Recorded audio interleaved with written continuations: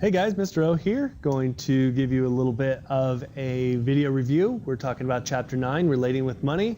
We've got a format here that will look very similar when you come in and take the test as what you've seen in the past. We have 10 true-false questions.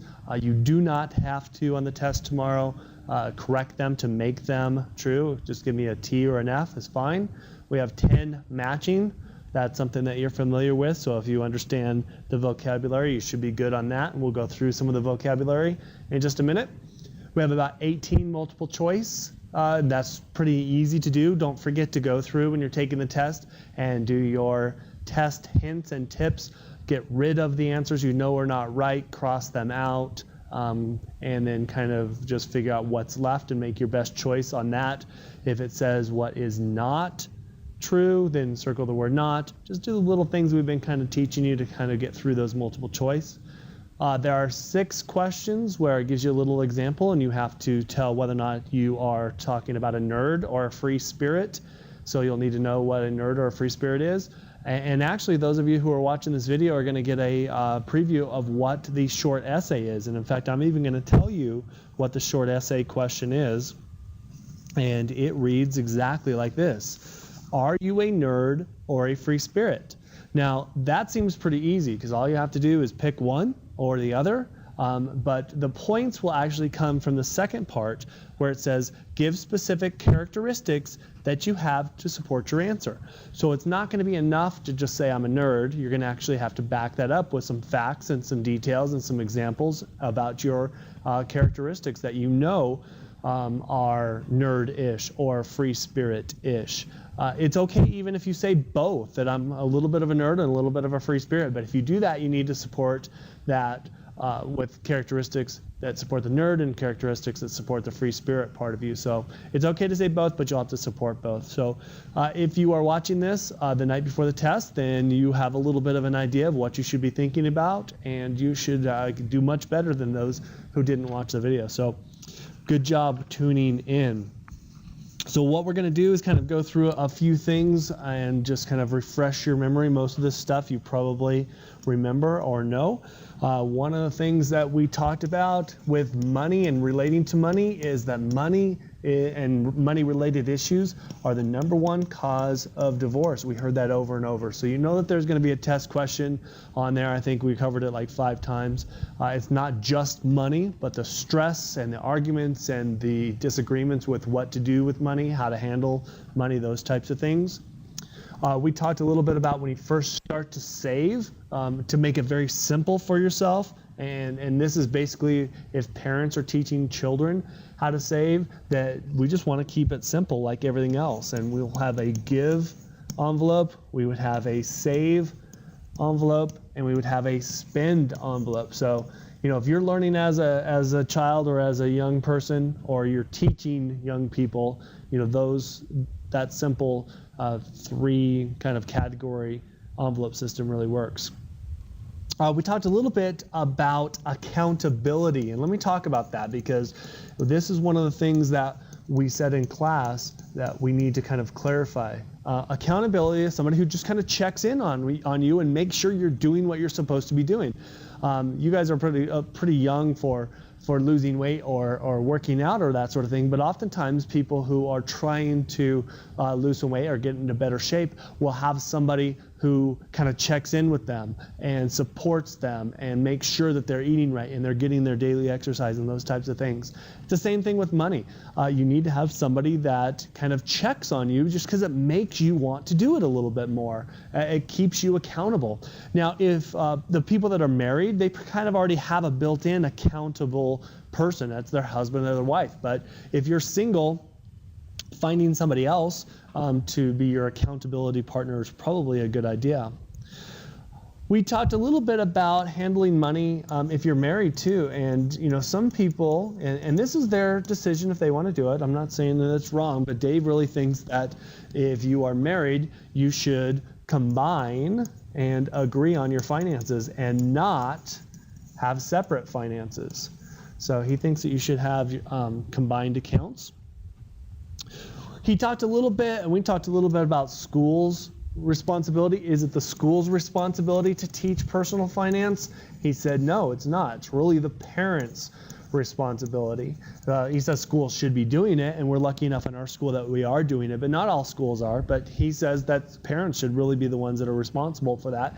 And that means that when you grow up and you have kids, you'll take on that responsibility for teaching them what you know too.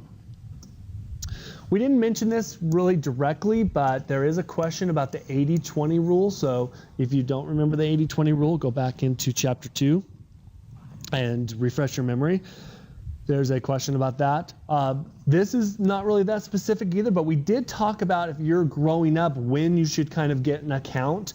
And for our test purposes, we're talking maybe about 13 to 15, kind of a checking account, opening a checking account. And you might be thinking to yourself, well, I thought I had to be 18 to do something like that.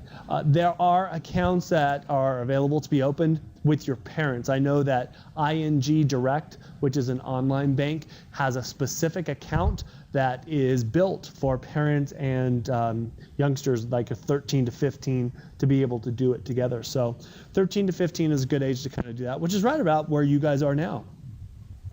We got this question a lot with people. What about free spirits? These free spirits, what's happening with their budget? Are they not living on a budget? And maybe they're not, but it's what I want you to take into the test is the understanding that it's not impossible for them to have a budget. Of course, free spirits can have a budget. It might look a little bit different than a nerd's budget, but it is possible for a free spirit to do a budget and live on one. The whole entire course, the whole entire chapter was about how men and women relate differently to money. So know that. We'll give some examples here in a little bit, but that was kind of the whole deal. Let's go back to the nerds and the free spirits for just a second.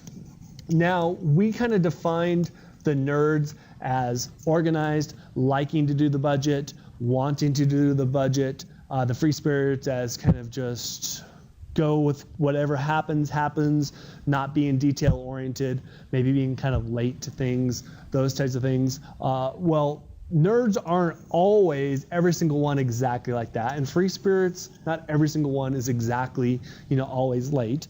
Those are general characteristics, and just kind of take that for what it is. Nerds do like dealing with money, at least more than free spirits, so know that. Free spirits can sometimes run late for appointments. That might be kind of a way to help define them. Doesn't mean that all free spirits do. And I think that kind of gives you an idea of the free spirits versus nerds discussion that we've had. If we move on, we talked a little bit about commission, if you remember. And commission was simply a way to pay somebody for work that they did. So if you do the work, you get the money. If you don't do the work, you don't get the money. And allowance is a way that we often pay children and kids that are growing up. But Dave doesn't think that's a great idea, because allowance is you get paid no matter what. If you get $5 a week, no matter what happened, you're going to get the $5 a week. He really believes that you should have to do your work to get the $5. When we're talking about men and women thinking differently, one of the things that he talked about is that women seem to think that the emergency fund is more important than men. The emergency fund to women seems to give them a sense of security and feeling secure that if something happens, we're going to be okay. And for men, they tend to kind of think, hey, I can do something bigger and better with that money. It's sitting there in my money market making hardly any interest. I could make it grow. I should do that. And so, again, not all women think this way. Not all men think that they can do something bigger and better. But in general, just kind of the relationship with money is a little bit different, and that's an example. The word fiscal. We didn't see the word fiscal much, but the word fiscal, you'll see this on the test. This is an example of why you watch this video, because we didn't talk about it as much in class. But fiscal just has to do with money. So if I say I've got a fiscal responsibility, that means I have a money responsibility. So that's a word that you'll see on the test tomorrow. we talked a little bit about when we said our budget really kind of shows us our value system. And if we look at our budget and what we've decided to spend money on, it really tells us a lot about who we are. It tells us a lot about what's important to us. You know, if we spend a lot of money on clothes and a lot of money on shoes, then we know that dressing a certain way and our look is important. If we spend a lot of money on vacations and travel and trips, that says that, you know, maybe travel and experiencing different cultures is important. We talked just a little bit about this, but I'm going to hit it right now. The motivation to work, and this ties into kind of the commission that we talked about. We want to be motivated to work because work produces money. And this ties into what we call a work ethic. And a good work ethic will really lead to success in life. If you have a poor work ethic, means you don't have a lot of motivation to work, and success is a little bit tougher. You know, we see that in this class. The people who are coming into this class with a good attitude, really wanting to do well, raising their hand, working hard, are doing well on the tests. The opposite is true for some. They just kind of come in and they just kind of sit here. They are here. They think that they're kind of involved, but their work ethic isn't very strong and their success is a little bit lower. We mentioned, or we'll mention a little bit now, self-esteem, and that's just your attitude about yourself. And we talked a little bit about, you know, your character, and that, you know, denying yourself sometimes is an exercise in building character. We all want stuff, but we can't have everything we want. And so our attitude about ourselves can be tied to our self-esteem, and you'll see that a little bit, or at least one question about that on the test. How about this? What is true in terms of singles and couples when it comes to money? One of the things, and this is a general statement, it's not always true, is that singles can sometimes be more prone to impulse buying because there isn't somebody that they're accountable to. If they go out and buy something at the mall, when they go home, nobody's kind of chewing them out for buying something that they didn't really need. So it's easier for singles, let me correct my spelling here, it's easier for singles to impulse buy. Men and women different and relating to money, another question here. Men view the emergency fund as, what did we say? We kind of already talked about this, boring. And women kind of refer to it as security. We talked about that. And now, if you notice, and if you're paying attention, we've talked about that twice. So there's probably a couple questions on the test. Free spirits and nerds, talk about that just a little bit. The difference between them. Time, being on time, are they different? Yeah. Nerds tend to be on time. Free spirits can sometimes be late. Numbers, dealing with numbers. Nerds tend to like dealing with numbers. They like to be precise. They like to be organized. Free spirits, not necessarily liking to deal with the budget and numbers. And that just kind of brings us to the specific of budget. You know, the nerds kind of like working with the budget. The free spirits don't. And so these three things are kind of differences between nerds and free spirits. So if we had young children, let's say that we're talking maybe 3 to 12 years old, what are some ways that we can teach them about money? One of the things that we talk about over and over is the envelope system, categorizing what you want to spend it on. And we could have, you know, simple envelopes, one that's save, one that's give, one that's spend. It can be as simple as that. So that's a good way to teach, you know, young kids 3 to 12. How about clear jars, meaning jars that you can actually see the money in?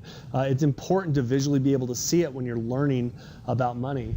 And maybe another thing is actually having them have a checking account. And we talked about, you know, between 13 and 15 having a checking account. So if we're teaching people about money, Those are 3 examples of something that might work.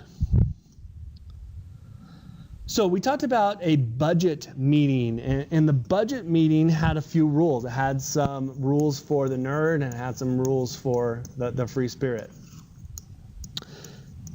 Now, if I ask you a question, and I'm going to give you a little hint here, which is not a rule, remember to circle not, because this is something we're looking that's not part of it. So both the nerd and the free spirit must attend. Is that a rule? Yes, that's a rule. Both of them have to be there. The nerd makes the budget. Is that a rule?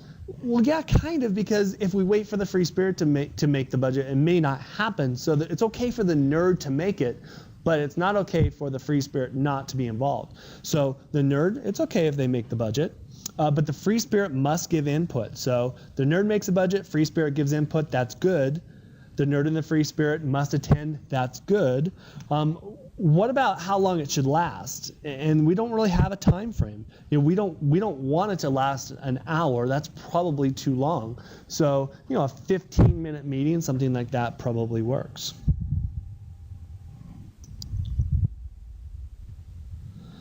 Parents who encourage their kids to save money to buy a car, what are they teaching them? What skill are they teaching them? Remember how we talked about that just a little bit ago? That's fiscal responsibility. Money responsibility. We're not talking about responsibility taking out the trash. We're talking about fiscal or money responsibility. So saving to buy a car teaches that. Oftentimes we know that money is a sore subject and not easily talked about. And sometimes we'll see arguments with our parents even about it. If we see it, they talked about the powdered butt syndrome where, if somebody's powdered your butt, they don't like to take advice. So you don't want to go and be telling your parents what to do. But, I think it's okay to share information. You know a lot, and I've had adults and I've had parents tell me that their kids, after taking this class, know more about money than they do. So talking, sharing, that's okay. You don't want to be telling them what to do, but sharing is okay. But be careful when you offer advice.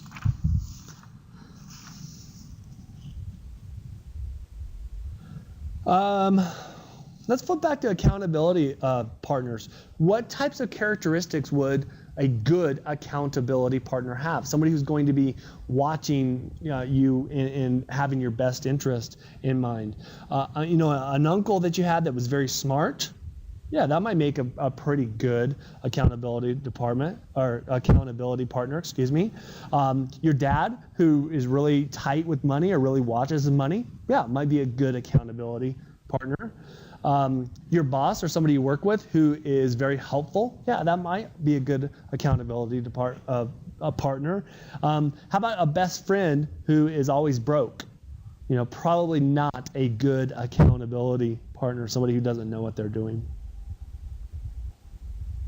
And again, we have accountability partners to help us prevent us from making mistakes and to keep us on track. Kind of looking over what else we have, and I think we've kind of covered the bulk of it. This video went just a little bit longer than I wanted it to, but I think if you watched it, you're going to do much better on the test than somebody who didn't. So this is a good showing of your responsibility, just taking the time to watch this and cover it. So if you have any questions or comments, reply down below and ask, and I hope that it helped you. Thank you for watching.